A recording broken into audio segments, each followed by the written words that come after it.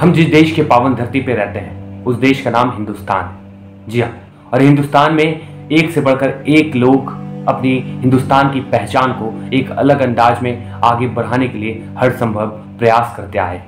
हम जिस देश के पावन धरती पे रहते हैं उस देश का नाम हिंदुस्तान है, जो वर्तमान वक्त में दुनिया के तमाम बड़े देशों में अपनी पहचान कुछ अलग ही अंदाज में आगे बढ़ाते आ रहा है। हम जिस देश के पावन धरती पे रहते हैं उस देश का नाम हिंदुस्तान है, जहां के प्रधानमंत्री दुनिया के सबसे शक्तिशाली नेताओं में से नंबर 1 पे आने वाले नेता होते हैं। हम जिस देश के पावन धरती पे रहते हैं उस देश का नाम हिंदुस्तान है, जिसे आजाद हुए 78 साल बीत चुके हैं। पर सबसे बड़ा सवाल ये खड़ा होता है कि क्या हमारे देश हिंदुस्तान की महिला वर्ग, स्त्री समाज अभी तक आजाद हो पाई है?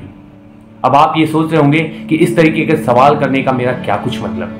तो जी हाँ दोस्तों, मैं आपको बता दूं कि बीती 9 अगस्त 2024 को हिंदुस्तान का एक राज्य वेस्ट बंगाल का एक शहर कोलकाता में जिस तरीके की दर्दनाक घटना एक ट्रेनी डॉक्टर के साथ घटी है, वो हर एक लोगों का दिल को झकझोर दिया है। 9 अगस्त 2024 की रात हर एक लोग चैन की नींद, आराम की नींद सो रहे थे। वहीं पे हमारे डॉक्टर भाई और बहन, आर्मी के जवान लोग हम लोग के चेहरे पर हमेशा खुशियां लाने के लिए अपनी अपनी ड्यूटी निभाने में लगे हुए थे।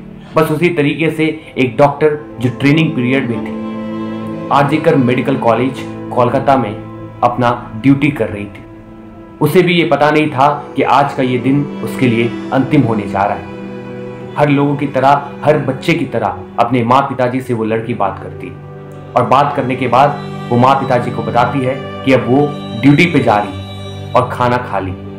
पर वो खाना नहीं खाई हुई होती है और हर बच्चों की तरह वो अपने माँ पिताजी के संतुष्टि के लिए झूठ बोलती थी। लेकिन उसको ये पता नहीं होता है कि आज वो अपनी जिंदगी, इस कीमती जिंदगी के लिए अंतिम बार अपने माँ पिताजी से आवाज दे पा रही है। जी हाँ, जिसके बाद ये घटना जब सुबह में न्यूज चैनलों में चलने लगता है तो हर एक लोगों का दिल दहल जाता है। और सिर्फ कोलकाता ही नहीं बल्कि पूरे हिंदुस्तान के लोग में आक्रोश दिखने लगता है।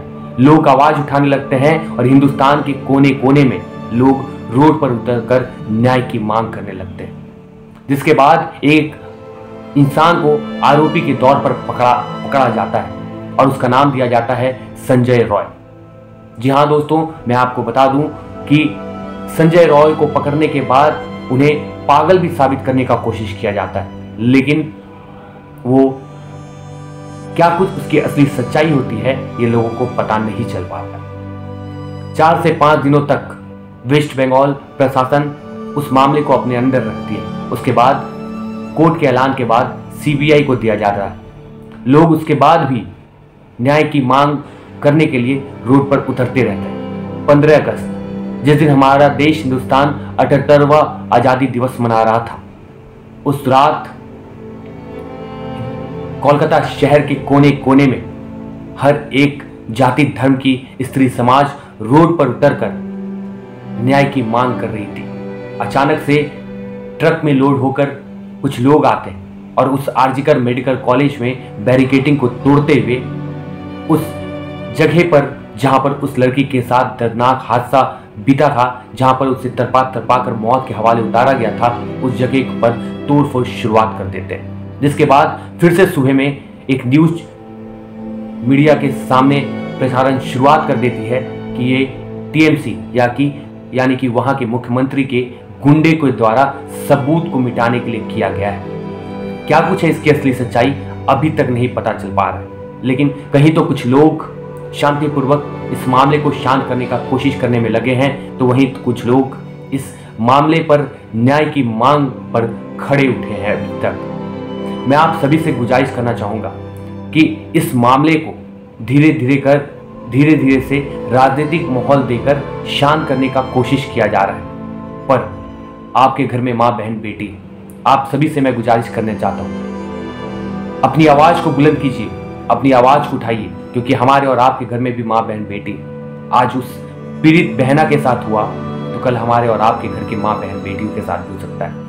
हिंदुस्तान का राजनीति बहुत गंदा राजनीति है। पूरी दुनिया में सबसे बड़ा गंदा राजनीति हमारे देश हिंदुस्तान में ही होता है। इसीलिए नेताओं पर विश्वास ना करें और अपनी आवाज को बुलंद कर रोड पर तब तक खड़े उतरें जब तक न्याय नहीं मिल जाए। शांत होने का कोशिश ना करें। मैं फिर से बोल रहा हूं, ये बहुत दर्दनाक घटना हमारे देश हिंदुस्तान पे इन दिनों लगातार बढ़ते जा रहा है। ये था कुछ खास आज के वीडियो में। वीडियो पसंद आया हो तो वीडियो को ज़्यादा से ज़्यादा शेयर कीजिए, हमारे चैनल को सब्सक्राइब कीजिए। फिर मिलते हैं।